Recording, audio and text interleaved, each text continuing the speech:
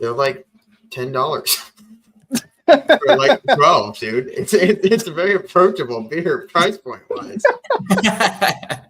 What a way to open the podcast. Hello. Welcome to episode of the newest live episode of Buffalo's Breakdown Podcast. I am one co-host, Ryland. I'm here with other co-host, Jake. Howdy. And I'm here with permanent guest, Jack. You're now permanent guest. Permanent guest host. Yeah, it's like when actors always just tack on the executive producer role so that way they can get paid twice. That's me. Yeah, and we're talking about Montucky's, so that's how we, pretty good beer. I'm personally a Coors guy myself, but we got a lot of Colorado Buffaloes updates to get through today. It's been almost a week since CU's last game, last Friday morning. Absolutely beat the doors off Oklahoma State. It was embarrassing. 52-0 final score. There was no resistance from Oklahoma State, seemingly on either side of the football. How many first downs did they get? Like 6 all day or something like that? It was I don't have it in front of me, but I could. I don't have it either, but it was something like that. It was a fun game to watch as a CU fan. Shedeur and Travis's last game at Folsom Field, sending off the seniors on an extreme high note. What were you guys' thoughts on that? I thought it was a great way to cap off the year. It was like I don't think it fully made up for the Kansas game in my heart, of course not, but 52-0 feels good. I mean, it felt good. It was a fun game to watch. Travis got to do his thing.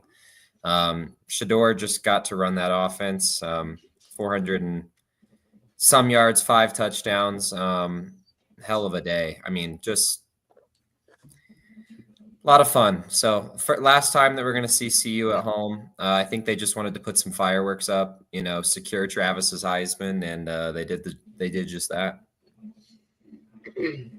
Yeah, I flew back for this game. I had to get to the airport by 5 a.m. to show up to Folsom on time, and it was worth it. That was a really fun way to send off. I mean, it's interesting because it's not really the end of an era per se, because I don't think any of us believe that Deion Sanders is taking another job this offseason. But certainly it felt like that for sure. Senior days are always emotional for, like, I guess old head college football fans, which I am now counting myself among that. I just remember being in the stadium for Utah in 2016, which was Cefo's senior day. There's a similar feeling of, we're not losing a coach, but these are players that have defined what the last 2 years have looked like. And it's a really fun full circle moment to go from being in those stands 2 years ago in the last game of the year and celebrating a Frank Phillip throwback touchdown to see you could lose 63-21 to now the last play that Travis Hunter had on offense in Folsom Field was absolutely stunning. The defensive back for the team that's run the Big 12, not named Oklahoma, Texas, for the last 10 years. And that's his 3rd touchdown of the day on top of an interception to win 52-0. So, it was a lot of storylines in there. It felt like a big full circle moment. And yeah, Shedeur Sanders put on a show. They knew that they were gonna make sure that happened. Same with Travis Hunter. Let's not pretend like it's anything else. Absolutely, they were ecstatic for those guys, but I don't see why not. If you're gonna go up 52-0, why not? So yeah, I think it was a really, really fun game overall. After a disappointing week last week, I was glad that it was on a Friday morning, so we could just kind of hate watch on Saturday. And I don't know, what a way to cap off the last 2 years of CU, which has been, time of monumental change. That seemed to be this all worked out moment. It felt really therapeutic and cathartic to be on the other side of that kind of beatdown. Because just 2 years ago, we were Oklahoma State that couldn't get anything going on offense. We're losing 14 to 50 every week. Carl Durrell era Colorado football wasn't the greatest. In just 2 years, we have flipped the switch and we are the other team. We are the beater, I guess. That game to me, it felt like a game of college football when you're like just really trying to stick it to your friend. Like you won after the first quarter, and you're just stat padding the whole game. That was really awesome. I'm a big fan of that. You know, they're giving the fans what they came to see. Not only did Travis have a really good game too, but I also want to give kudos to LeJontay Wester, who balled the hell out. Has had a phenomenal season for the Buffs. But really went out on a high note with let me pull up the official stat line here, but it was a lot. 175 yards and 2 touchdowns. Yeah, like that's one of the crazier plays you'll see too. Let's go through all the seniors. I think, you know, it's weird. I don't even want to give them that much credit because Oklahoma State truly fielded one of the worst offenses I've ever seen on that game. But also, the defense held them to 170 total yards. And I don't know how much of that was in the last drive with backups, like 70 of that. Like they were legitimately trying to reach double digits or triple digits for most of that game in terms of yards. And a lot of that's on the seniors on the defensive end. I thought Hale Green had an incredible game as a senior as well on that side. Nwankwo had a great game. Obviously, Shiloh made the big plays too. Everyone had a shot. And Travis dropped about like 3 other interceptions, which would have been very fun to see. I really don't know how he dropped the one that hit his hands. But I think the seniors on the other side too. No one talks about it because I think Oklahoma State's offense was that bad. But this was obviously a huge bounce back game for Robert Livingston's team after giving up, I guess, forcing 0 punts against Kansas. They forced only punts or turnovers against Oklahoma State. So pretty big swing back. And a lot of that's because of the seniors on that side too. I was baffled that Mike Gundy didn't put Alan Bowman in as fast. I mean, I get it. Like, I understand that Alan Bowman is not the guy. But when you have – I can't even pronounce his first name, so I'm not going to try. It's like Mayaliyuki Smith. He tried. He tried I tried my best. But that's got to be detrimental to his development. Like, you just put the 7th-year senior in and just let him take you to the finish line. The first pick that Travis had, I wasn't even in the stadium yet, but that was maybe the worst throw I've ever seen watching the replay, where I was like, that could have been intercepted by, I don't know, 3 people. Yeah. I know. DJ McKinney had to pull off it to let Travis get it. Statting, but that's smart. That's being a good teammate. It is smart. It's a good teammate. And hey, DJ McKinney got his own pick 6 and then pissed on the football like a dog. Yes, he did. What a celebration. Like he really missed playing under Mike Gundy. I don't know. It was a celebratory atmosphere. That's a good way to put it. It was also just a great day in Boulder as well. When the sun hit the stadium, it was like your perfect December day in Boulder. It was 40 and sunny, and you're watching one of the best teams in college football just put it up on Oklahoma State. And once again, for older CU fans too, I'm not even talking about that old, I guess like in that millennial area of CU fans, that had to feel cathartic. It felt cathartic for me, specifically against Oklahoma State, because some of us forget when Joe Thompson got fired in between the end of the 2016 season and the bowl game, and CU was completely injured by the time that the Alamo Bowl was played in 2016, and Mason Rudolph and I believe it was James Blackman just destroyed a injured Chidobe Awuzie and Isaiah Oliver for whatever they wanted in that game. That was a beatdown, so it was fun to return the favor in that way too.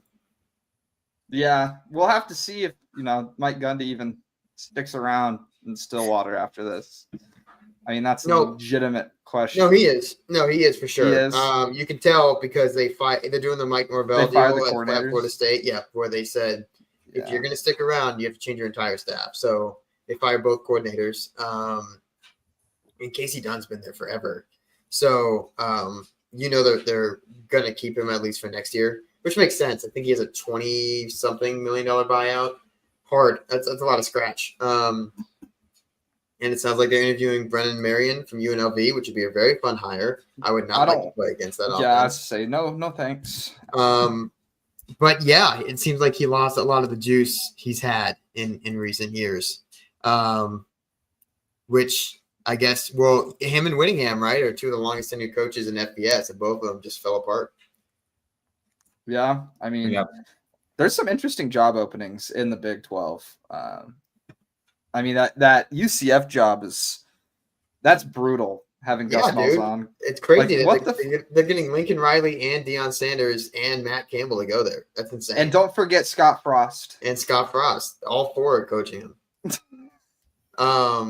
Yeah, that I don't know. Some national prognosticators talked about Deion Sanders going to UCF because of a Florida connection. That's just going to happen every time a Florida job opens. But yeah, way off topic. Sorry. No, it's all good. A great way to send out these players, obviously. I think we all agree. There's not even a lot to analyze, I don't think. I mean, I think the second quarter for both teams was kind of football terrorism. I don't know why we ran the plays that we did on offense when we figured out what worked so well in the first quarter. It seemed like Pat Shurmur was just like, here's a bunch of plays I haven't called yet this year. Let's just scrape that barrel and see what happens. And nothing happened. So there's also Shedeur Sanders taking some sacks because he wanted to make sure that he gave Hunter enough time to get open. So that second quarter sucked, but everything else was pretty much gravy. Yeah, I mean, I do agree that there's not a whole ton of analysis to be done. It was just a pretty thorough beatdown, and it was very fun to watch if you're a Colorado fan. Probably not that fun to watch if you're an Oklahoma fan or Oklahoma State fan. I can assume. It's pretty fun to watch if you're an Oklahoma fan. If you're an Oklahoma fan, I would think it is pretty fun to watch. Been an interesting time as an Oklahoma fan. Yeah, I mean, Colorado 9-3 now. Did not make it to the Big 12 championship game. That Kansas game did them in, and then Arizona State beating BYU did them in as well. Houston had a chance. Good. Houston had a chance to come through for us. Went up 7-0 on BYU and then kicked it onside kick that got returned for a touchdown. Playing like they're playing like they have nothing to lose. We're driving down, I believe, 9 in the fourth quarter, start of the fourth quarter, and then their quarterback made some of the worst decisions I've ever seen on a 3rd and 7 and then a 4th and 27. So, you can figure out what happened there. That was stressful to root for Houston, and I feel bad that they had to do that a lot this year. But that's why you don't want to have your fate in someone else's hands. I'm going to disagree that it was the Kansas game that did CU in, because I don't think Kansas CU had a chance to win that ever. I think that for some reason Kansas on that, the best team in college football is Kansas on the day of September 22nd or whatever day that is. That was or November. That was the best team I've seen all year. I think more specifically than the Kansas State game, the one play I so wish that we can change, just the one play, is the Shedeur Sanders interception in the Kansas State game when he airmailed the receiver by 10 yards. Yeah. Gave it right to the Kansas State defensive back. 10 feet over his head. In the red zone. And you can point to the Will Shepherd missed call DPI. You can point to giving that super long touchdown up with 2 minutes left.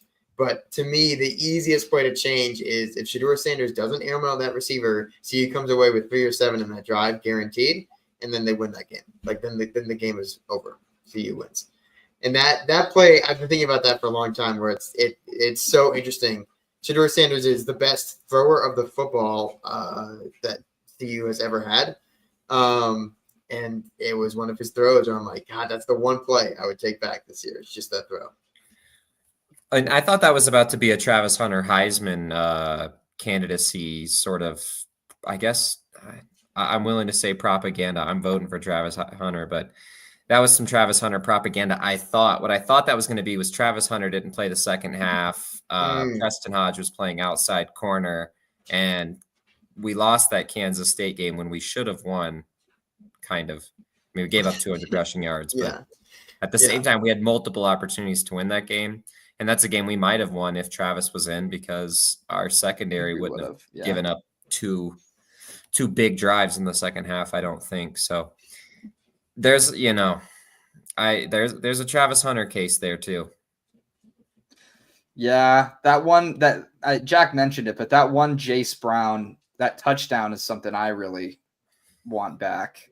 Like, why are you playing press man coverage on like 1st and 10 at the 50 down? What were they down? I can even understand that, because it was like, well, all game we've dared Avery Johnson make the throw, and that's what you're doing, right? Yeah, you're stacking the box. You don't want getting to beat you, make them beat you on the outside, but you're down Travis Hunter, Preston Hodge on the outside playing press man, and Avery Johnson made the throw like that. Did that throw happen if Travis Hunter's in there? Probably not, but that's football, man. People get hurt, like, and it's that's Travis Hunter's one injury this year. That's, you're gonna have to live with that. It sucks. I think if Travis Hunter's in there, so you wins that game. Yeah, but that game is a missed opportunity for sure. But we go. Not having a backup slot corner killed us in that game. It kind of killed us down the stretch, because we had Preston Hodge playing outside corner. We had no backup plan. You know what I mean? Like, like Carter Stoutmeyer in that Kansas game was hard to watch. Just burned. Like, we had plenty of outside corners. I mean, we had 3 solid outside corners, but as far as a nickel corner, there was so much reliance on Preston Hodge. And I feel like a lot of times these 4-3 and like shell schemes, this isn't a shell scheme, but a lot of times the shell schemes suffer from that. And it was tough. Yeah, that to me is the play I take back if CU is going to make it to the championship game. Kansas and Nebraska, those are games that CU is going to lose, but that's the one that made it hard to sit at home this upcoming weekend. Yeah. Well, what can you do now? A little consolation prize, though, would potentially be a Heisman Trophy. Would you agree with that? Would that make you feel a little bit better? I need to look. I need to look at how many programs would have 2 Heisman trophies in a national championship. That's a good question. It's a good stat. Anyways, yeah. I mean, sure. I would take it. You offer me one? I'd take it too. How many Big 12 schools? Too. How many Big 12 schools have ever done this? Like, current teams that we're supposed to be matched up with. I think. I think the answer is 0. I think we would be the first. Yeah, I mean, hey, we run the Big 12. What can I say? We're the powerhouse program in this conference. We're the new Texas. I would love to get whistles like Texas does. I wish that was true. It's crazy. It's crazy. I don't get it. Well, I get it when you're in the Big 12, but geez. I think we, after that Oklahoma State game, I kind of glossed over it, but Travis Hunter had an interception and 3 touchdowns in one college football game, which is pretty wild.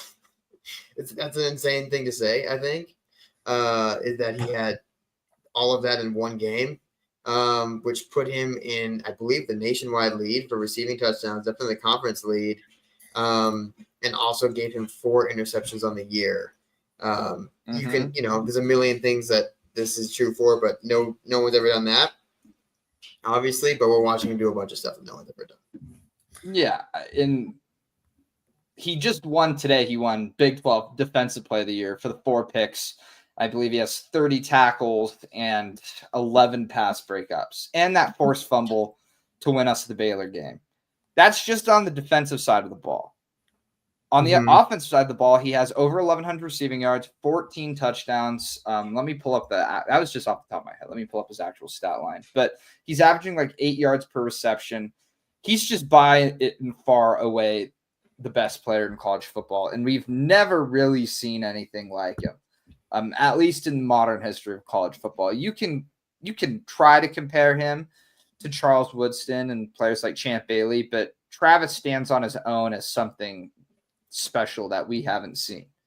Like, he is probably the best player on this team on both sides of the football. You can certainly make an argument for Shedeur, and you might be right, but goddamn, is he so good at football.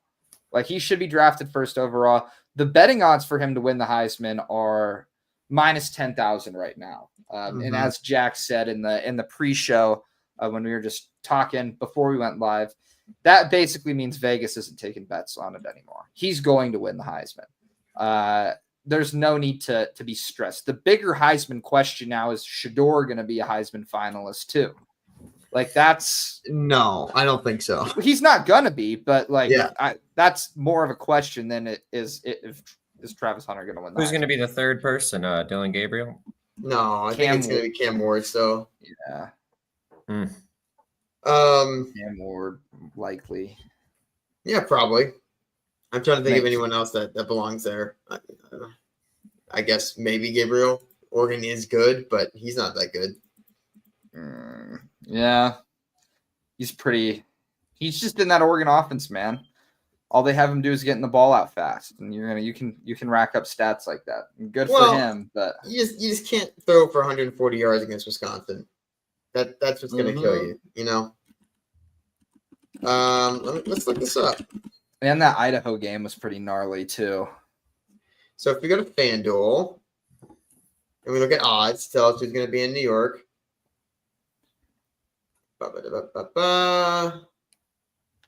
Okay. This is not helpful, FanDuel. It's just, okay. If you guys want Tulane Army odds, I got you. Okay. I want to hear. What's the spread on Tulane Army? Tulane's minus 5.5. Ooh. That was not helpful at all, FanDuel. I'm gonna go to a different place now. I'm searching. Okay, here we go. Heisman Trophy odds. Oh, he's dropped very slightly. Travis Hunter is only minus 8,000, not minus 10,000. We might be in trouble, guys. A few different places. FanDuel, he's minus 6,000. Let's see. DraftKings, you cannot bet on him. They took him off the board, which tells you some things too. And MGM, he's minus 5,000. Other ones in MGM, Genty is plus 1,800. Shedeur Sanders is plus 50,000. Cam Ward is plus 25,000. Dylan Gabriel's plus 25,000. There's really it's scattershot after the top two. I mean, where's Curtis Rourke? Not up there, unfortunately. Not up there? No Curtis Rourke? Not up there, unfortunately. No. Damn. How can they snub our Hoosiers? Our Hoosiers? Are we Hoosiers fans now? Jake's a Hoosiers fan. I'm a Hoosiers fan. Jake's buddies with the backup quarterback with Taven Jackson. I would not say you're buddies. not buddies with him, but you've met him. I went to school with him. I did. I grew up with Trace Jackson Davis, and his little brother is the backup quarterback for IU. Oh, nice. His little brother's he's supposed to start next year, which was apparently why Juju canceled his visit to IU. Was because IU saying Taven's going to start. So Taven Jackson, he's got all the he sat behind Hendon Hooker and Joe Milton. He could be good for the Hoosiers, but I don't. This isn't a Hoosiers podcast, so yeah, we're getting off. This is my bad. I well, just to tell you, Curtis Rourke does have the third best odds right now. Now, third best odds is plus 50,000. So, take your pick there, but he does have the third best odds. There you go. Go Hoosiers. 6-0 against Purdue. But yeah, Travis Hunter's still up minus 6,000. That's not minus 10,000 level dominance, but you have to go pretty far back to see another Heisman winner. You have to go back to Joe Burrow, I think, to see another Heisman winner that's been this favored going into the ceremony. The one thing you have to worry about there is Ashton Genty does have another game left compared to Travis Hunter, because Ashton Genty is playing again in the Mountain West Championship game. He's playing against UNLV, who has probably done the best job against him all year. But we will see how that game turns out. I think it would have to be a pretty Herculean effort for Genty to make it a little bit more interesting. This is once again my plug to say that making it Genty versus Hunter sucks. They're both incredibly fun to watch. I don't want to be mad at Ashton Genty or Boise State fans at all. And I'm not mad at Ashton Genty. It's not his fault. He's awesome. I love watching him. I'm just the reality of the situation is Travis Hunter is going to win the Heisman Trophy unless Ashton Genty does something that's unheard of. He needs to basically be the entire offense and put up like 5-6 touchdowns. To be fair, he already is the entire offense. Like that's but they have. Yeah, but it's bad luck, I would say, because if you put him up against Jaden Daniels last year, he Genty crushes wins. him. Genty wins. Yeah. It's bad luck because Travis Hunter is not generational. He's historic, I think, at this point. We're all pretty confident in saying that. You brought up Champ Bailey. Champ Bailey did play both ways pretty frequently for Georgia. He was fourth in Heisman voting his senior year. Mm-hmm. But back then, what that meant was he played 30 snaps of offense a game, which was unheard of. That was crazy too. But Travis Hunter's playing 70, 75, right? On both sides every time. And I don't know. You can see his impact in just the Oklahoma State game. What a joy to watch him play football. It's surreal that he plays for us too. Like, I know I say this a lot, but sometimes you just kind of need to take a step back and realize like Travis Hunter plays for my alma mater and just realize how special that is. And we get another Travis Hunter game too. We get another game of Travis Hunter and another game of Shedeur Sanders. We'll see. We'll see.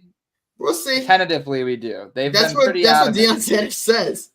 If I was Travis Hunter, no shot in the bowl game, but I'm not Travis Hunter, so we'll see. Shedeur for sure, I think is going to play in the bowl game. Yeah, I think the main thing for Shedeur and for others, it sounds like this is going to be just get ready. If you're going to do player props, you can't do in Colorado. It sounds like it's going to be a Jimmy Horn showcase because he's been hurt the last few weeks. So, just get ready. Yeah, and I guess do we want to move into official bowl speculation territory? Yeah, can I break something up real quick that just came across my phone? Bill Belichick. Yeah. Multiple reports rumored to be interviewing with North Carolina. That's true. That's true. He interviewed with North Carolina today, but I think what people are saying is that's just a ploy to get him to like raise demand from NFL teams. I don't think that he's going to take that North Carolina job. Apparently Matt Campbell wants the North Carolina job. No, I refuse to believe that they, UCF said they're connected with Matt Campbell too. There's no way. What I read was Bill Belichick was the board of trustees at North Carolina is just like the board of regents at Colorado, right? Where I think those are 2 of only 8 universities that have elected board of regents or board of trustees that run the entire university system, which is pretty unique. Usually the presidents appoint the board of regents or trustees, which allows a little bit more like get in line stuff. For both Colorado and North Carolina, that's not true. And North Carolina, we've all seen, is a swing state. They were just elected this year, which means they're kind of like doing a lot of weird moves like this to kind of prove whatever they're trying to prove. So it sounds like from some people that this is like a board of trustees saying like, you got to interview Bill Belichick for the job.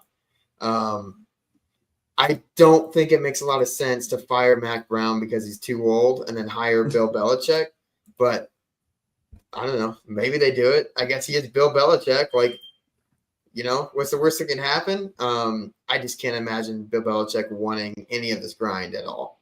I know. Bill Belichick in college would maybe be one of the funniest things ever. Here's the other fun thing that came across my desk, my proverbial desk right now. UCF's biggest donor is currently going off on Twitter. I'll show you some of his most recent tweets.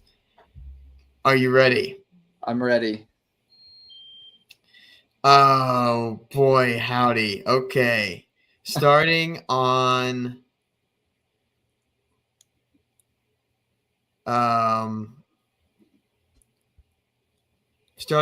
2nd, he goes, You know what? That's going to give it away. So I'm going to start on December 3rd or 4th, where he says, Night fans, we have some great candidates being floated around. Some real and some not. Trust the process. We all have our favorites, but there are people who are paid to make the best decision for UCF, and they have all the information. We only have pieces and parts. And then 5 hours ago, he said, can we please announce a coach before I get carpal tunnel syndrome? And then 48 minutes ago, he tweeted, what's got 5 letters and is happening tonight?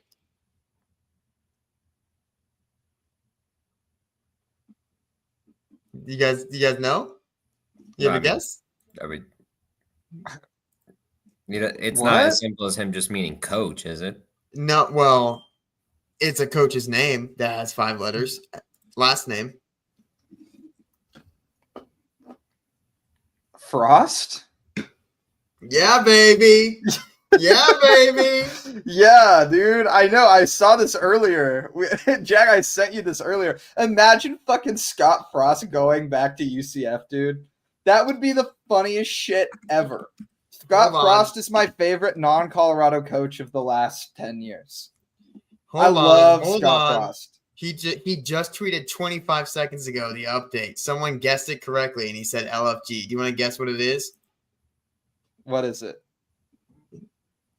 No guesses. Someone guessed it correctly, like the coach? It's actually not a coach. I'm glad this happened live. It's a band, and he's talking about going to the Creed concert tonight, dude. Oh, he's going to Creed. Good for him, man. Isn't that fun? Good for him, man. But there are legit rumors that my Wi-Fi had to cut out. Lost. My Wi-Fi cut out the last 15 seconds. What happened? He actually going to the Creed concert. He's going to the Creed concert. That has 5 letters and is happening tonight. Is Creed. But you just got I was the biggest troll on Twitter. That was fun though. Good for him. I do think the UCF job, it seems like they literally are talking to everyone. I think it's so funny to me that they talk to Lincoln Riley.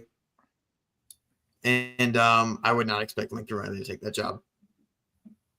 But I don't think they would have to buy Lincoln Riley out of USC. Like, yeah, someone's going to be smart and do what I think they should do.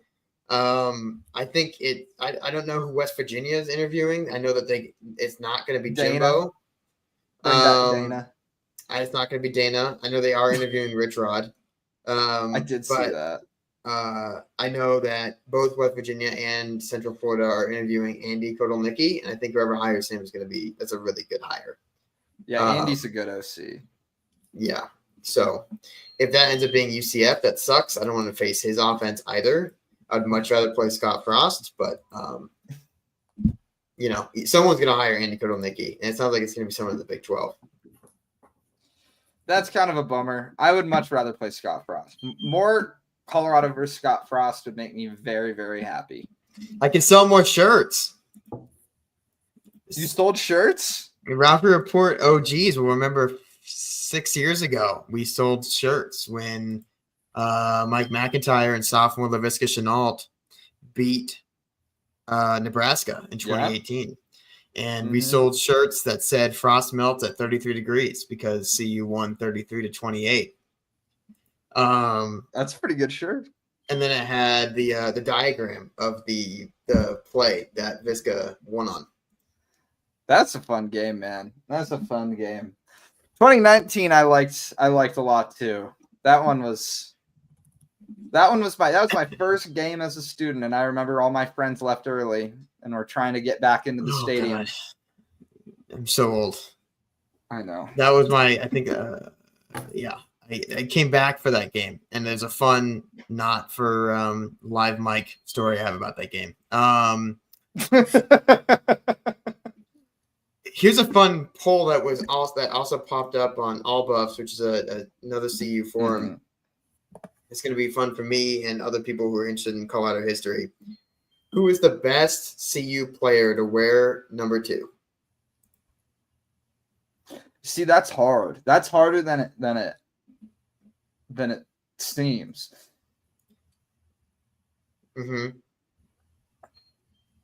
It Probably, goes way back. yeah. I mean, probably Shador. I think I don't think that's just recency bias. Mhm. I think Shador is pretty by and far away the best quarterback that has ever played for this school. But He's going to be the earliest player ever taken in the draft from this school for sure. Unless Travis goes 1, yeah. Yeah, it just depends where Jacksonville picks, I think. That could happen, but I would imagine whoever's 1 is going to trade out unless it's Shador. Shout out current CU record holder. Anyone know the name? Anyone know the name? Before I say it, anyone know the name? Who was the highest buff ever drafted? Cordell? Or is it Michael Westbrook? I don't know. Yeah, somebody from like the 90s probably. Michael Westbrook was at 4. He is not the answer. Cordell Stewart was later than that because they didn't know what position he was going to play, hence the nickname Slash. No, it's a running back named Bo Matthews, who was playing on the dominant 69 and 70 Colorado football teams. Bo Matthews was one of the reasons. There's a fun story that's actually published on Ralphie Report a few years ago from our friend Jeff Hauser, if you want to read it. But Bo Matthews and Cliff Branch, who also played at CU on these teams, was 2 of the reasons that Bear Bryant pushed the Alabama legislature to allow the university to integrate in the late 60s and 70s, because they played a bowl game against Colorado, and who had already integrated at that time. And Bo Matthews and Cliff Branch destroyed Alabama. Bo Matthews was drafted 3rd, I believe, by the Chargers. Let's see how right I am. And Cliff Branch obviously is CU's only Pro Football Hall of Famer, both on the same team. So there you go. There you go. Bo Matthews was drafted 2nd. Wow. Yeah, I think somebody may at least tie it. We'll see. I think tying it is worst case scenario. But I think Shador is the best person to throw the football that Colorado's ever had. I don't think CU's ever had someone better at throwing the football. Yes. When you say best quarterback, it gets hard. Yeah. Yeah. Well, I don't know. Maybe that's a hot take too. I don't know how you guys feel about that. I mean, yeah, arguments could be made. Arguments could certainly be made. Visca's a fun pick too. I'm just being recency bias guy. But Visca before Shador, yeah, you go Visca. I would go Visca. But Jake, you have an answer? Yeah, I mean, I'd say I agree with Ryland. But yeah, there's also probably someone we're missing. I'll just run through some of the old names. I mean, Shador is I think an easy answer. Yeah. I struggle when you say best quarterback because I do think Darian Hagan is the best pitcher of the football I've ever seen. Going back to highlights, as an option quarterback, no one was better at pitching the football, which is it's a skill, man. It's a skill. He pitched to a guy who wore number 2, JJ Flanagan, who might be the winner just because he was the touchdown scorer of the most important play in Colorado football history, or up there, one of the most important plays in Colorado football history, which was the Hagan to Flanagan pitch in '89 that sent CU to the national championship against Nebraska in Folsom. I think Hugh Charles is for the mid-2000s pick. He was a running back under Dan Hawkins. If you guys know Hugh Charles, that guy ruled. Really good running back. I think the answer to me is still probably Deion Figures. If you guys know the original Deion for CU. Thorpe Award winner, was the best player in the secondary for the 1990 team, which was the national championship. Happened to pick off Notre Dame to win that. He was the guy that picked the ball off. And was an incredibly good cornerback. And one of those cornerbacks that's a bully, they don't really make a lot of those. I don't think there's a lot of those anymore. Maybe I didn't watch the NFL enough, but he was kind of in that Richard Sherman mold of he's just 6'3" and he's going to beat the shit out of you. And that's how he's going to win, So I think Deion Figures is probably my pick. I will say it's a travesty, literally spelled with an I, travesty, that CU's not getting another Thorpe Award winner this year. Because if you're going to put up Travis for the Blintnikoff and the Thorpe, maybe you guys disagree. But if you're going to choose between him being the best cornerback in the country and the best wide receiver in the country, I think he's the better corner right now in the country. They just didn't like corners, and like they didn't for the Thorpe Award. It was just three safeties. Like it's pretty ridiculous. Like Will Johnson didn't even get nominated for it, right? Like Will Johnson He might have been too hurt though. How many games did he miss? Yeah, I mean that's fair, but let's see. Yeah, putting Malachi Starks in there was an interesting choice, I think. Yeah. I wouldn't necessarily have put him in there. Caleb Downs, I totally get it. Yeah, that's very fair. Caleb Downs is awesome. But it's just it's stupid. It's pretty pathetic. But he's getting Dion's. Dion's gonna give him his Thorpe Award. So he'll get one. I do think maybe this is a hot take. I do feel like there is a precedent. I don't know if it's renaming or adding a new one, but I would love to see a Travis Hunter Award in the future in college football. I think that would be very fun too. And I think it's deserved. Yeah. Maybe it's an Ironman Award. They already kind of have that, but like the dude played 1,100 snaps of football this year. Like that's insane and at an incredibly high level. So I think they should probably get him in one of those awards. Yeah, I think that give it a decade, and I think we'll probably have something of the sort. Yeah, I mean, is it time to speculate about bowl game stuff? Have we? Oh, you don't want to go this far off the rails? I want to go further off. We can go deep into breaking news. Utah just hired their offensive coordinator. Wait, who is it? Jason Beck. I'll give you $5 if you can tell me what school he coaches at.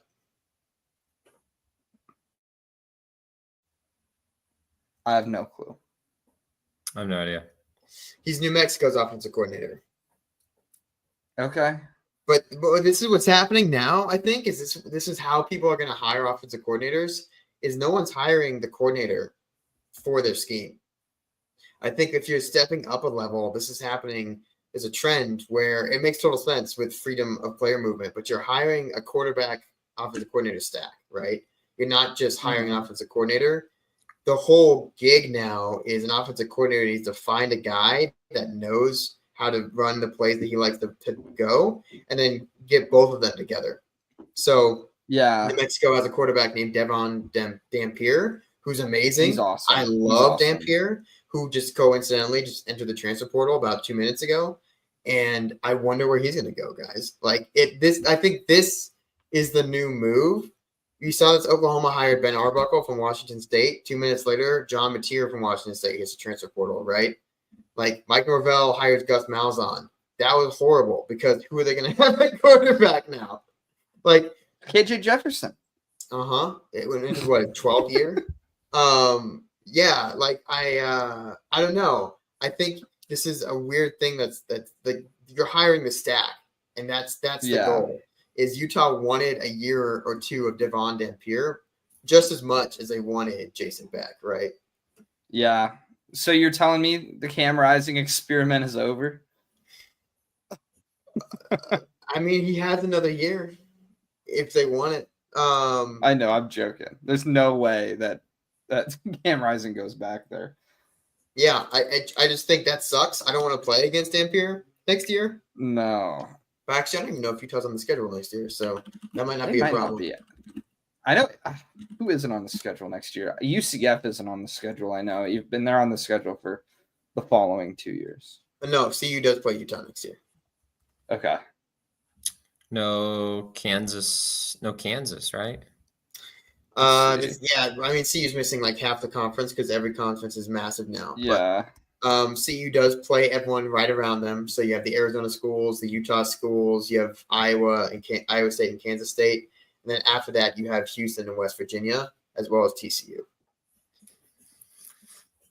Interesting schedule. So anyways, yeah, that was the other thing is Utah has an offensive coordinator now.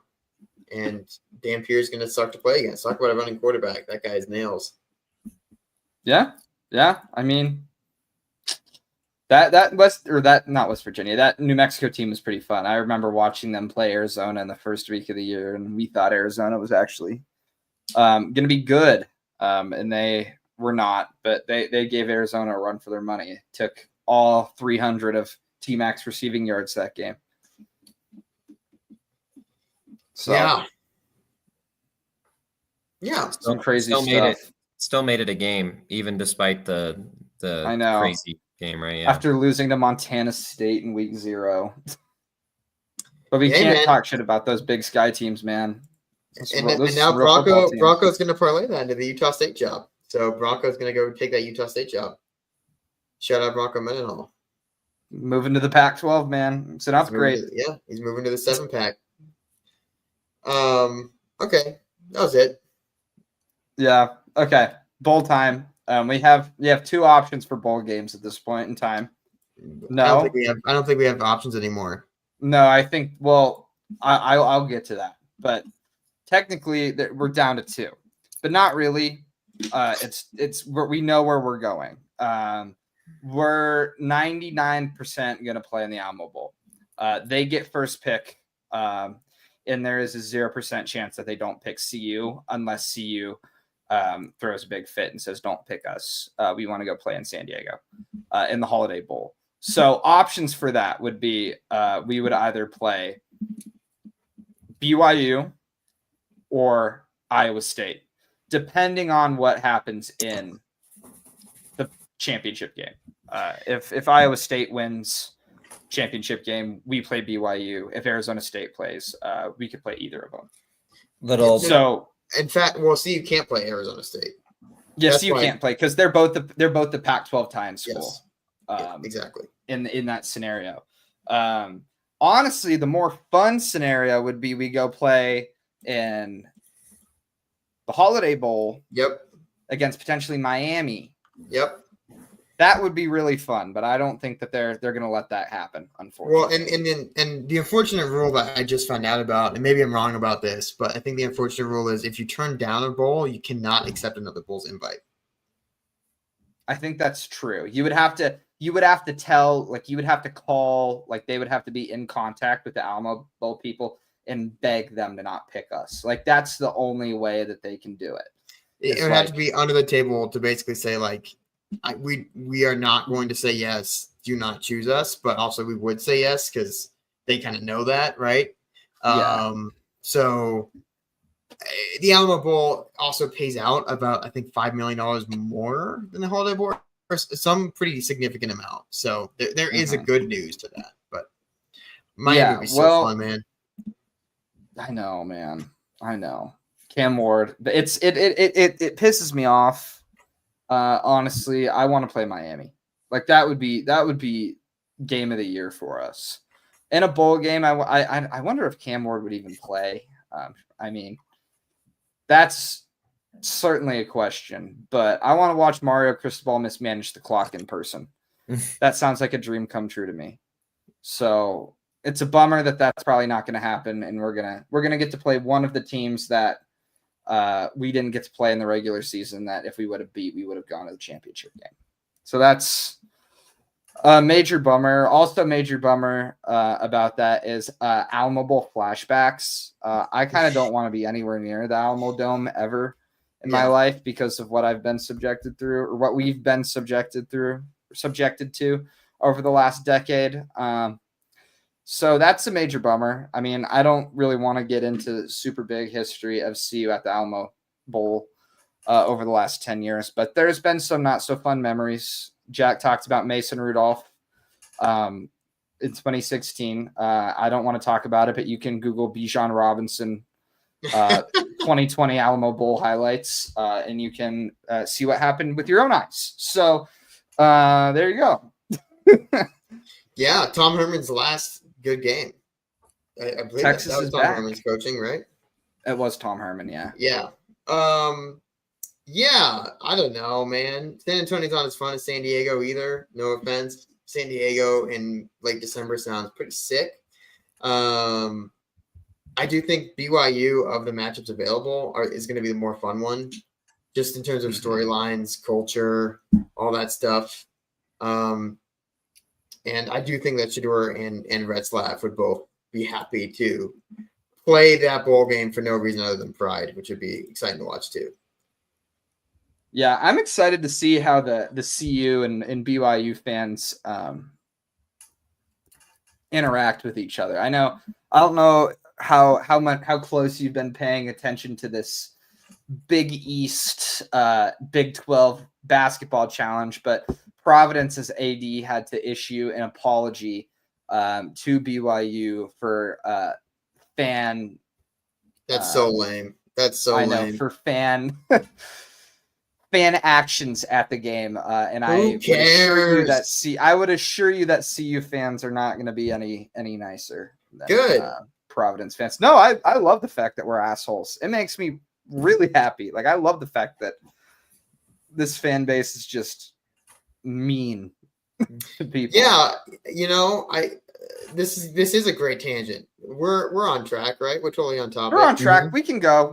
There's no football this week. We have nothing really to talk about. I happen to have connections with a few Iowa fans just in my life, and nothing gives me greater joy than watching Nebraska lose the same way at the end of the year every year against Iowa. And this year, I, of course, watched that happen in almost an eerily similar way as last year, where Nebraska turned the ball over in their last offensive possession, and then Iowa kicked a long field goal to win because Kirk Ferentz likes nothing more than watching a tiny dude hit a ball with his foot. So all of this to say, right after that, I just was loving the Nebraska mentality I was seeing publicly online. They were not having a good time, man.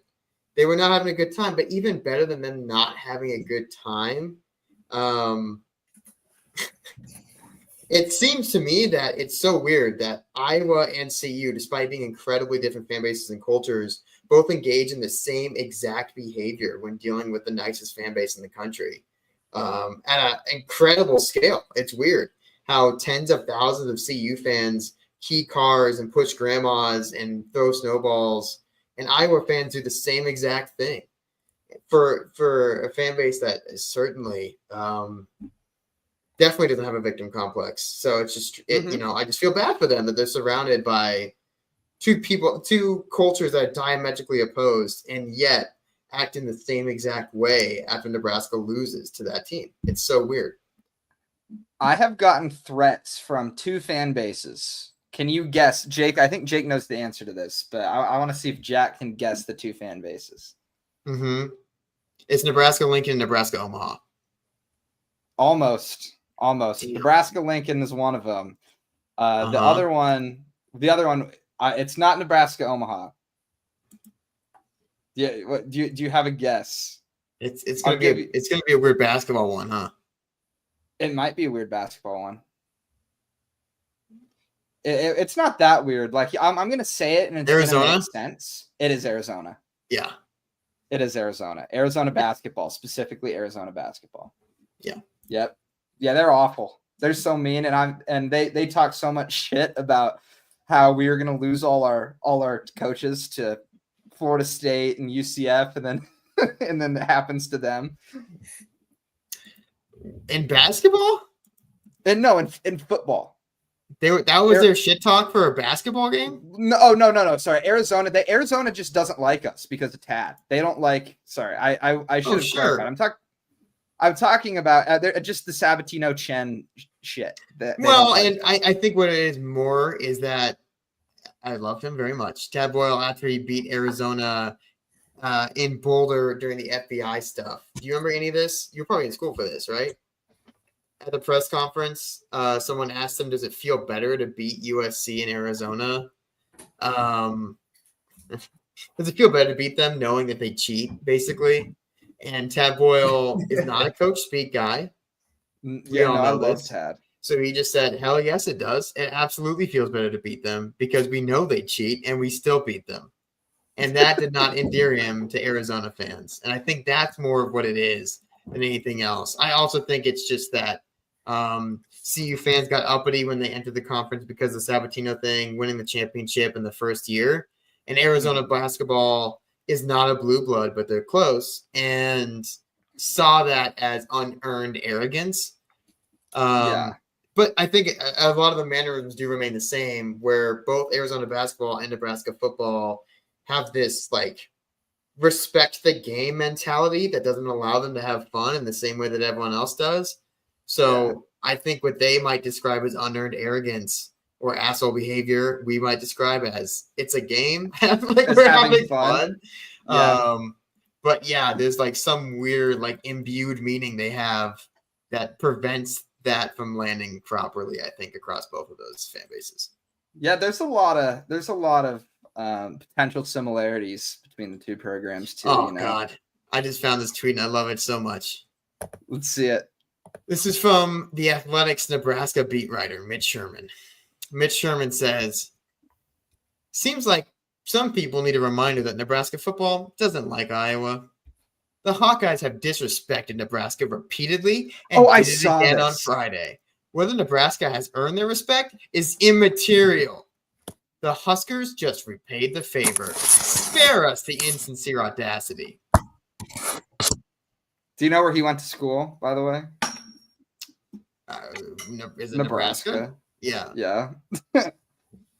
Here's a fun game. Here's a fun higher or lower.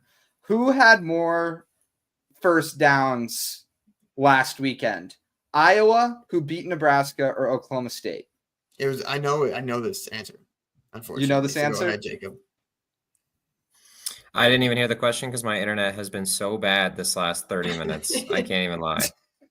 I hear like half of what's going on.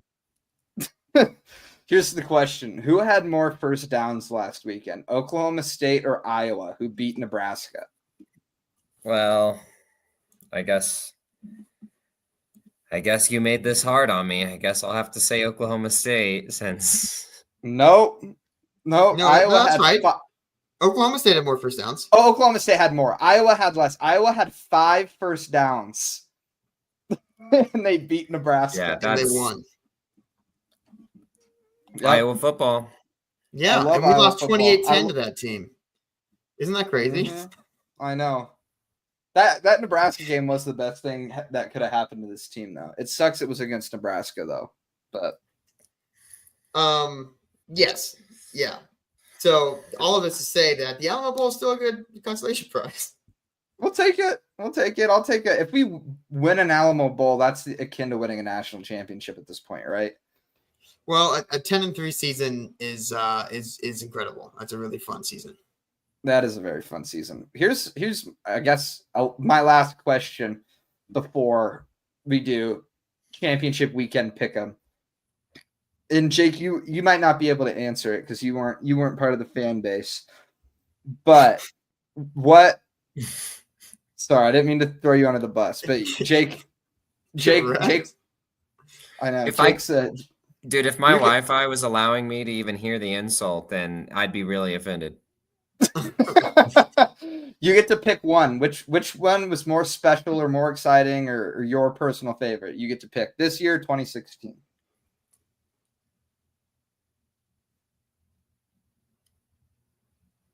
I mean, I wasn't here, so you're right. I do know about 2016, but I think the player hype that we have right now with like the big names is obviously more impressive. But I think for diehard Buffs fans, I'd probably see the argument for 2016 being like a big thing.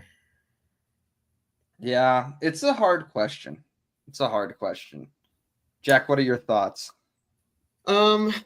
2016 did get to the conference championship game, which was a pretty big deal, obviously.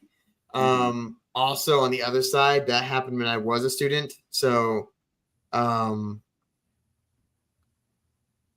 it was fun to be on campus and like grow up with those guys who made that happen. The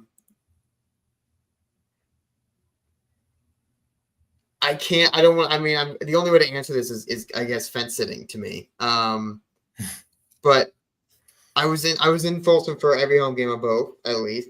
And I would say that overall I have fonder memories of the 2016 season. if I'm going to fence it, which I am, 2016 was an ultimate culmination of like the traditional college football path where this team grew together and we got to watch that pay off, right? Where you're seeing the slow build. Mm-hmm. And there are moments I remember so vividly near the end of that season that maybe this season doesn't have, where there's the Washington State 4th down stop against Luke Falk, where Nick Fisher gets tackles Kyle Sweet short of the goal line to get CU to win this like top 25 matchup day game. First time Fox is coming to Boulder in forever for like the primetime matchup. So it's Joel Klatt and Gus Johnson. And I just remember that play so vividly as like a release. And the Kenneth Olagbode pick 6 or fumble recovery touchdown against Utah to clinch the championship. I remember that like incredibly well. These are it's just seared in my head. There's moments in that season where it felt a lot more of a release. The Keller Witherspoon pick against Oregon in the end zone. I was also at the Michigan game that year, so that added things too. Which we would have won if Cepho didn't get hurt, or Diego Gonzalez didn't get hurt, or Derek McCartney didn't get hurt. Like that. There's moments in that season that feel bigger because it like was a culmination. And it was a bunch of people that chose to be at CU for 4 years. That just can't be true in 2024, right? I will say on the other side of this season, I think 2016 meant more. I actually tweeted this a few weeks ago. 2016 meant more, but 2024 was more fun. Like this season was more fun, I think, to watch. Where I'm watching CU like pour it on teams, and I'm watching the best player in the country in a uniform that I've loved for 10 years, 15 years, and I didn't think that'd ever happen. Like I didn't think I'd ever be able to see the best player in the country in that. And that's just incredibly fun. It's fun to watch CU become the story of college football. It's fun to watch everyone hate CU every week. Like that, all of that was kind of, it felt lighter and brighter, but 2016 definitely had more of a like impact on like, this is what college sports is about, you know? Yeah. I mean, that's fair. I'll go 2024 just because I wasn't there really in 2016. I didn't get to go to any of the games or anything. But this year was just because of it felt like we've come so far. Like people don't realize how awful we were just 2 years ago. Like covering this team was the most depressing thing I've really ever done.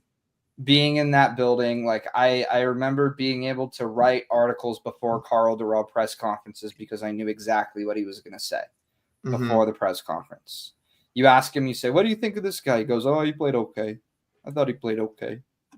Like it was, that's my Carl Durrell impression. Not bad. But, you know, I take pride in my Carl Durrell impression. I think it's just so special.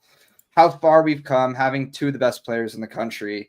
No one expected this. I don't think even we expected this. I mean, my preseason prediction was we went 7-5, and even that felt optimistic.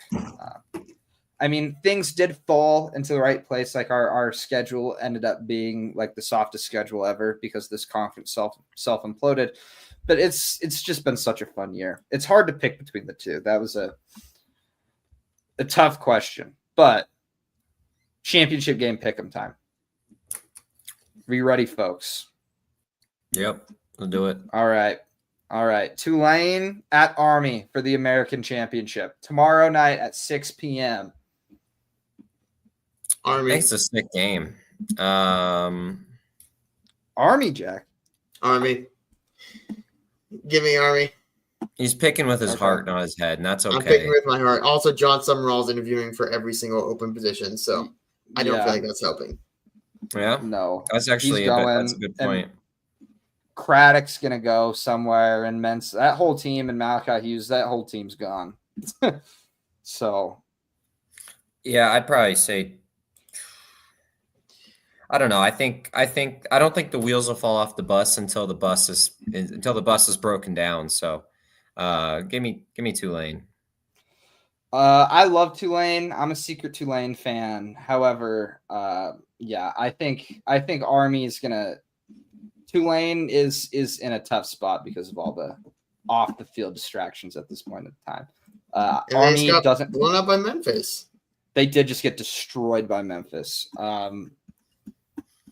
Yeah, Army doesn't have the luxury of having those distractions. So I'll go Army. Okay, Mountain West Championship game. Number 20 UNLV at number 10 Boise tomorrow, 6 p.m. It could be a solid game. Isn't that in Vegas? No, it's in Boise. Oh, That's interesting. Mm-hmm. Yeah, That sucks. It's in Albertson Stadium. Line is Boise -4. Yeah, I like. I think that game is really even in a neutral site. I think Boise at home, I give them the edge. Boise beat UNLV in Vegas too, in the regular season. Granted, it was a really close game, but I think it's going to be cold up there. I think it's Boise going away. Boise's getting healthier as the season goes on. And Genty's healing from some of those nicks and bruises. Their offensive line's getting healthier. I don't know. USC found something with UNLV found something with Howard Malik Williams, but same deal as Tulane. Like Marion's interviewed for every single open OC position, and it's currently in Stillwater. So like I don't know. Doesn't seem the best environment to prepare for this game. I will say UNLV's run defense is actually like really, really good. So something to watch too. It might be worth it to try to look at some Ashton Genty under rushing yards. I mean, Boise State's defensive line is also. If you don't live in Colorado. If you don't live in Colorado. There you go. Noted. Yeah, I'll go Boise. Cool. The most important game of the weekend, though. We can't understate this one. CUSA championship game. Western Kentucky at Jacksonville State. Jacksonville State -5 is the line. Rich Rod and company. I'll take Jacksonville State because they've been hot, right? I don't know. I don't watch CUSA football. As hot as they could be, I suppose. It's all J-State, baby. Hard to beat that Rich Rod. Weird Go Cox, offense, man. Go Cox. Okay. Big 12 championship game. 15 Iowa State, 16 Arizona State. This is in Dallas, Saturday morning. Line is Arizona State -2. I don't know how you can not pick ASU. Yeah, you'd have to be pretty. Team of Destiny, man. They're a team of destiny. I know. Cam Scadaboo is so fun, man. They might not have Jordan Tyson though, right? Jordan Tyson got hurt against Arizona, maybe. He did, and he's not coming back. Yeah, he's not coming back. Okay, because I think that happened after I turned the game off. After it was like 41 to 7 at half. But I mean, Sam Levitt is a baller. Scadaboo is really, really hard to stop. Their defense is just enough. Rocco Becht somehow defeated Kansas State while throwing like 13 of 35 or some gross stat line last week. Iowa State's solid. They have some really good weapons actually on the outside, which I was not expecting at the beginning of the year. They have really good wide receivers. And their defense always does enough, but gotta pick ASU, man. What a story. My question is, Iowa State made it to the championship game, and I don't think they had any players on the first or second team all Big 12 selection. So, I'm going Arizona State. MAC championship. I forgot the name of the wide receiver. That guy should Higgins have been or Noel? Higgins, thank you. Yeah. Higgins should have been second team. That guy is really good. Yeah. No, they do have some monster receivers, and the running back is pretty good. They have pretty good fullback too. I haven't watched a whole ton of Iowa State, but they're all right. Ohio at Miami of Ohio and Detroit. Real Super Bowl here. Is that the MAC? That's the MAC, baby. Those are the two teams? Wow. It's Ohio and Miami, Ohio. Wow. Go Bobcats. Well, Miami, Ohio won the MAC last year, I'm pretty sure. No way. I'm pretty sure, man. Or maybe it was Toledo. Wouldn't that be Curtis Rourke's Ohio that won the MAC? Let's see.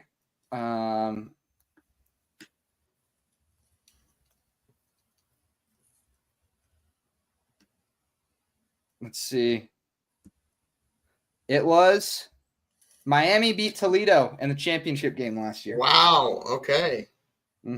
Head coach Chuck Martin of the Miami Redhawks. So, yeah, Chuck Martin, formerly of New Mexico State, yep. got them to a bowl. Yeah. No Jerry Kill. I'm going Ohio. Best party school in the country. Go Bobbies. Roll Bobbies. I'll go Ohio too. I don't care. We'll go with that. Number 5, Georgia. At number 2, Texas and Atlanta for the SEC championship game. Texas favored by 2.5. This is a fun one, actually. Like, last time they played, the Georgia defense had Quinn Ewers and Arch Manning seeing ghosts, right? So, I'm a guy that likes to bet on, what's actually taking place and teams that have been consistently good. So if I was a betting man, I'd probably take the Georgia money line. We're gonna say they're consistently good after going 8 overtime against Georgia Tech.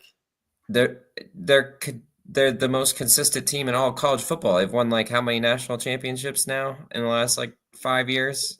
Yeah, they're going for a three-peat. They're going for a three-peat this year. I would not describe Carson Beck as consistent. No, I'm not. He doesn't have his Carson Beck target as consistent. I'm describing Georgia football as consistent.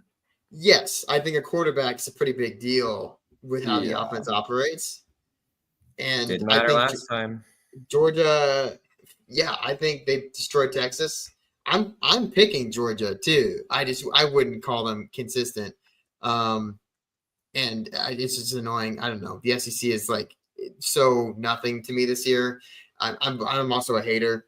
I'm also picking Georgia, but I think it's because they will put the football in a bottle that they hide in the stands, and then they'll know that they can't get flagged if they throw that into the end zone. So that's my pick. Is Georgia's gonna get the football in the bottle that's in the stands, and then to take revenge on Texas fans doing this, they're gonna throw bottles in the end zone. Someone picks up the football, easy touchdown. Easy. Impossible to stop. Impossible to stop.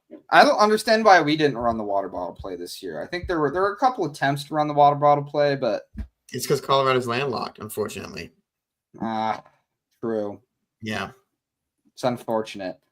I'm going Texas. That first Texas-Georgia game is interesting. If you look at all of Georgia's scoring drives, I think all of them but one started in Texas territory. They didn't really have to drive the field at all. So I'm gonna go Texas. I think that Texas is the better team. I think that we have things that they aren't, right? Don't we know that? Sorry. We have what? Sorry. Don't we know that they aren't? Don't we have a head-to-head to prove that they aren't? Yeah. But that head-to-head doesn't mean a whole lot to me, at least. If things don't get weird, I think that I think that Texas is the better team. I don't know. You can call me crazy for that. However, there may be the more well-rounded team, but I think that Texas Georgia doesn't have ETN. They don't. Yeah, Georgia doesn't have ETN. Carson Beck is without a tight end that's as big as the broadside of a barn. He's lost when going through his progressions. I think that if Texas does the joint Ewers Manning little combo, and that Texas run that the running back room is ridiculous. Oh yeah, they have incredible backs. And they're their top 2 backs got hurt already, and they're down to their 3rd and 4th, and they're playing amazing. I like Texas. So, you're not going to get me to pick Georgia on the back of their passing game, especially because Texas has the best secondary in the country. I don't think there's an argument otherwise. I think Texas is incredible on the back end. So I think Georgia's just not even going to try. I don't think they're going to try to do that much back there. That's fair. And I will say, in the spirit of consistency, I guess, if you forget about the 40+ they gave up to Georgia Tech, the defense for Georgia has kept them in every game that they should have lost this year. Well, the 40+ too was in 8 overtimes. Granted, that 6 of those 8 overtimes were 2-point conversion tries, but those were 2 touchdowns. It was like 20. What was it? It was like 21 to 21 going into the first halftime. I forget what it was, but it was relatively low scoring before.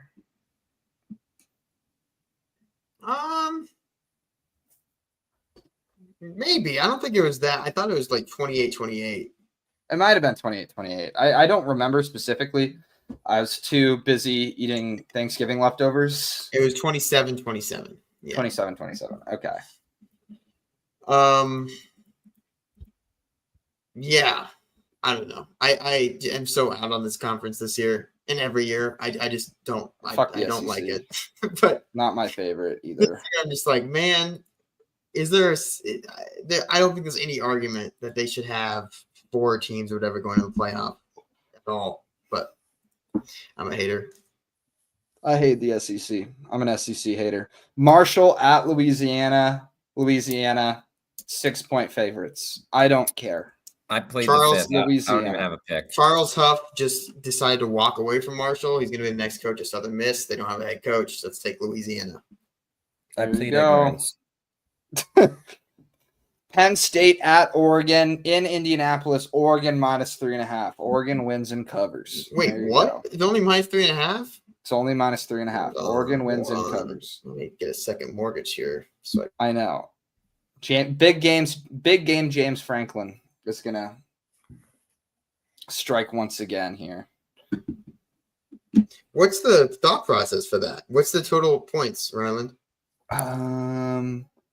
Let's see. Over under is 50.5. So they're saying like 29, 20, 28, 24-ish, 20-ish. In that range, yeah.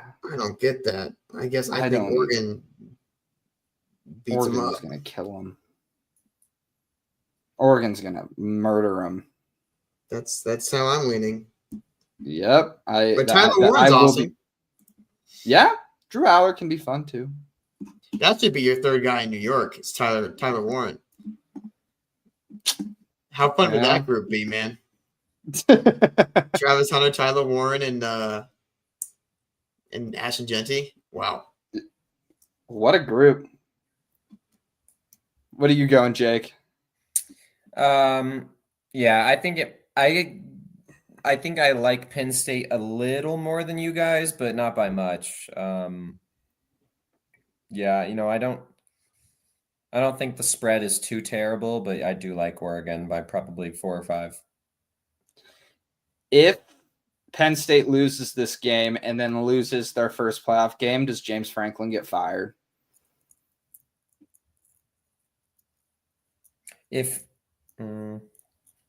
With their history, with James Franklin's history in big games against ranked teams. Well, who's Penn State going to get that's better? I don't know. They probably won't, but they lose. I guess who would they get if they lost? They would get probably. I mean, they would probably get Alabama or the Big 12 champ, depending on what happens with Boise. I just don't like. What are the expectations at that school? It can't be. James Franklin's having them top 10 every year. What more can you ask for? They just can't win big games. He's like, what is he? He's like 1-13 against Ohio State and Michigan or something. But like everyone's gonna be like 1-13. Like who isn't gonna be 1-13 against Ohio State and Michigan? Like they can't hang with the big dogs, and I think that's unacceptable to a lot of people around Penn State. Yeah, I just don't. I don't State feel like that expectation makes sense. But we're turning this into like a Penn State coaching job treatise. I think we're turning this into a lot of coaching job. I don't think they have it for this game. Yeah, last one. This is actually a really fun one. This is probably the game I'm most excited for. Is Clemson at SMU for the ACC championship. SMU is favored by 2 points. Yeah. I don't know. I don't think I'd ever in good faith put money on Clemson. So SMU, I've watched them play some football this year. They play a fun style of football. I think I'll be rooting for SMU, but also I do think they'll win.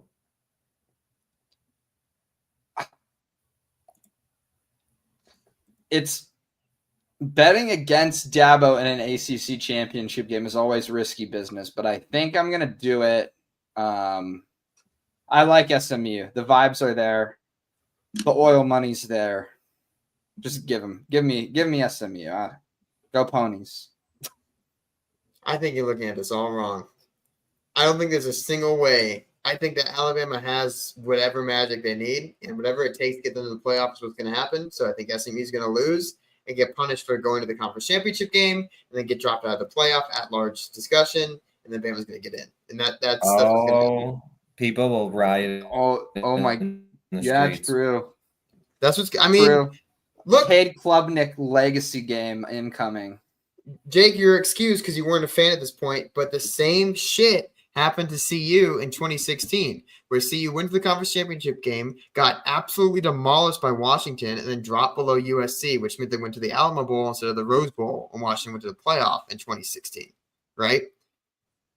CU got punished for going to the conference championship game and missed out on the Rose Bowl. Would be the only Rose Bowl in CU history, obviously.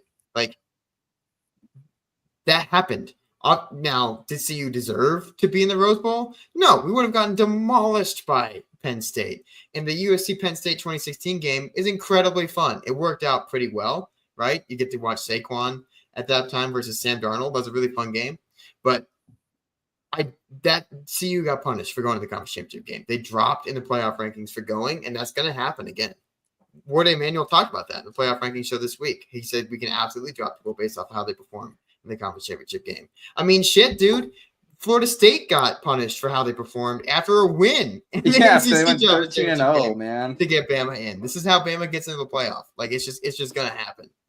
Yeah, but you forget Nick Saban. The Saban voodoo magic isn't there anymore. Maybe does Kalen DeBoer have the voodoo magic still? Like, I do not think it's in the bones of any coach. I think it's just how Alabama works. It's in the bones of the building. Yeah. Who knows? Well, that's it for conference championship pick'em. We'll tally them. We'll tally them up and come back next week. But it seems like we were more or less on the same page. Have you guys seen some of the projected lines for the Alamo Bowl? Mm-mm. Let's see if I can pull this up. What would you guess? Because I'm interested, actually. What would be the CU BYU line? I would think CU by maybe 4 points. Obviously, it's going to change a lot depending on who sits out or not. Mm-hmm. CU was favored before the Kansas game when it was supposed to be CU BYU. Yeah. Or not the Alamo Bowl. I'm thinking of the conference championship game, but that the Vegas had CU favored over BYU before Kansas. Vegas had CU favored over everyone before the Kansas game. Kansas, I mean, they were 9-1 against the spread, so like, yeah. I mean, they at that year. I mean, your point's right. Like Vegas had turned a corner a little bit on CU football, but they never actually gave CU fully gave CU the respect they deserved. Even against Oklahoma State, we were only expected to win by 18. Yes. Which I could have told you that. We covered that one. Yeah. Yeah. All right. Let's see if I can find this. It is tough to find. I would imagine this is under the future section. But I believe I saw CU would be a slight favorite against BYU and a slight dog against Iowa State, I believe is what I found. Really? Interesting. Okay. I can't find it again, but I think they win. I think that we break the winless bowl streak. I think they win. Maybe I'm a homer, but who knows? Yeah, we'll see. We'll have to see. Well, is that it, everyone? We got everything out the way. Just a cool 90 minutes. Cool 90 minutes. Almost 85 minutes. But to everyone who came to listen, thanks so much for joining us. We'll be posting more content throughout the week. We'll have some Rocky Mountain Showdown stuff for basketball this Saturday, and then bowl selection show is Sunday. So we got a pretty busy weekend ahead of us. Make sure you're keeping up with RalphieReport.com. We've got our one plug-in And yeah, thanks so much for listening. Come back next time. Take care, guys. Go Buffs.